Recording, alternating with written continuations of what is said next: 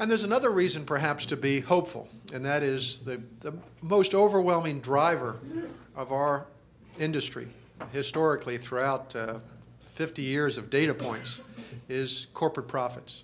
As corporate profits go, essentially so goes private aviation. And the thing that has been hurting so much in the corporate segment, I think, in the last year or so, has been the uncertainty that exists in our community. People just don't have a lot of confidence in business as to what government's going to do to them or for them or against them in the next 12 months. So a lot of businesses are just sitting there waiting on the sidelines before they take steps to expand, to buy new aircraft or new investment equipment or what have you, or waiting for new clarity in tax policy out of Washington. And I think slowly that message seems to be getting to members of Congress. The last 6 months has been a period of just an incredible uncertainty as what's going to happen, what Congress is going to do. And now maybe we'll start to see Congress just decide to keep their mouth shut for the next 6 months and not do anything. Frankly, maybe that is the best recommendation, prescription I could give if I go back to Washington. Just stay home. Don't do anything else. Worry about the election. And by the way, they got a lot to worry about when it comes to the election. As I go across the country and meet with our members at NATA, I have never seen, ever, such anger at Congress. And of course, Congress's approval rating is down to negative numbers, I think, just about. So we're very excited, many of us are, especially those of us who worked for President Reagan, that this year's election could bring a substantial change. My hope is that we go back to a kind of Congress. I mean, when I was in Congress, we had about 40% of Congress was composed of people who had actually worked for a living prior to becoming a member of Congress and had been in business of one stripe or another. This current administration, I'm sure you've all read, has the lowest percentage of appointees with business backgrounds of any presidential administration in history. I think it's also safe to say that the current Congress has the lowest proportion of people with business training or business experience in it as well. And I think as our country moves into this period of real fiscal concern, real deep-seated political worry across the country that we may be going over some fiscal cliff of bankruptcy and indebtedness and financial doom, many people are saying, hey, this might be a good time to get people in Congress who really have a more pro-business sense. People who might be able to say, hey, part of the FAA's job is, in fact, to promote aviation in America, promote exports, promote tax and regulatory policy that is good for business and good for the development of our economy and more jobs. I mean, that's what we're really talking about, jobs in America. And I don't think we're going to get jobs in America just by having government grow it and have more stimuluses or subsidies. We've got to get the private sector creating new business ideas, new business investment, new expansion plans, and so forth. You know, if you have a vacant office building with nobody in it, the government's not going to come in and become the tenant of every vacant office building. We've got to have new businesses created that come in and take these vacancies open, start working again and hiring people. And I think we're going to have some reasons to be real hopeful over the next 12 months that we will see a return to some of these values and principles once again in Washington. But in the meantime, we have to deal with all the chaos in Washington. And obviously part of the chaos relates to the uncertainty associated with the funding of the FAA and TSA as well.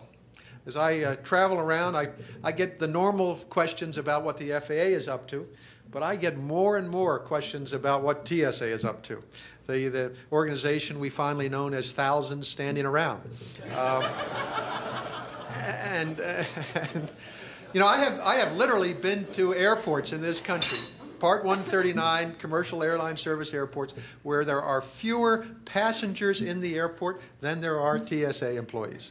And God bless us, only in America can we figure out this way to get these people jobs.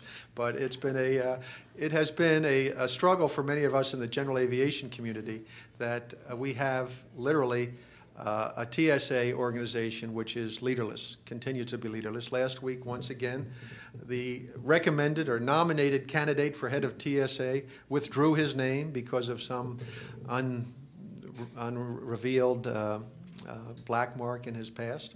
And so the nomination of the second TSA person has been withdrawn.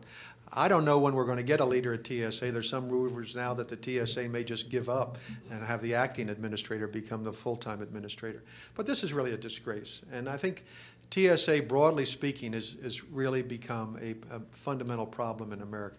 We have TSA SWAT teams going out to airports, showing up unexpectedly at FBOs, challenging them to say, why do you have your badge turned around the wrong way? Or why didn't you challenge me on my badge not having the right badge? Or why aren't your fences high enough? Or why don't you have locks on every single airplane on the ramp? And there is a simple word for this. This is absurd. This is literally absurd what we're doing.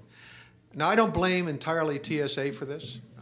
Frankly, I think more of the blame goes to Congress. Because what we have seen over the past 9 years since 9/11 is every time there is some hiccup somewhere in aviation security, some collection of congressmen decide to hold a hearing, and they say, well, we've got to add some new wrinkle or new special procedure for our security. So they keep notching the thing up. It just goes notch, notch, and now pretty soon we're going to be banning underwear on airplanes, you know.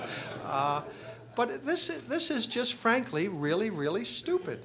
And you know, unless somebody can figure out a way to say, let's start bringing notching this back down so we get back to some reality in terms of aviation security. Probably the worst example was this recommendation last year on large aircraft security, which came out of TSA, which they didn't really think was a good idea, but they were forced to do it by members of Congress who were just hysterical that there weren't enough X-ray machines at FBOs around the country, and we weren't screening every passenger getting on a general aviation flight.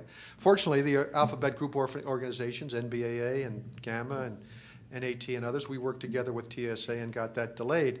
But Lord knows any of these things are possible to happen again. The FAA situation in Congress isn't a lot better. We have gone now for, 13 or 12 extensions of the FAA reauthorization. Just this past week, they have temporarily extended it now for another 30 days to the end of April, and we have, in fact, an FAA reauthorization bill passed the Senate last week, after, of course, the House had passed theirs last fall.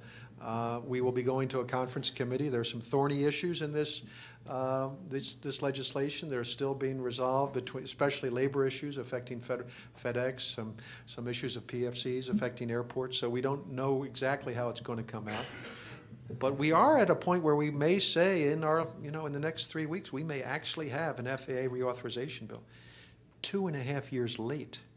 I mean, this is not really, the previous FAA reauthorization was a 5-year bill. Everybody in Congress knew when it was expiring. Everybody in Congress knew that their job was to renew it when it expired. And everybody in Congress decided they had more important things to do than that. And that's what so troubles me. We haven't heard the word aviation mentioned in the State of the Union address by the President of the United States in the last 6 years. Of course, last year's one, it was only mentioned because he criticized business aviation. So we really have got to do a better job in Washington of bringing members of our nation to the Congress who have a better view of what general aviation is. Perhaps one of the best pieces of news in this regard is that we have created, as I'm sure you all know, a general aviation caucus in Washington now in Congress. And I'm hopeful that this time next year, that caucus will be up to 150 members of the House and Senate. Men and women who understand the fundamental reality that a community with a general aviation airport, with a commercial airport, is a community that can thrive and grow. Communities that don't have those resources, that don't have access to that, are going to be lost and forgotten.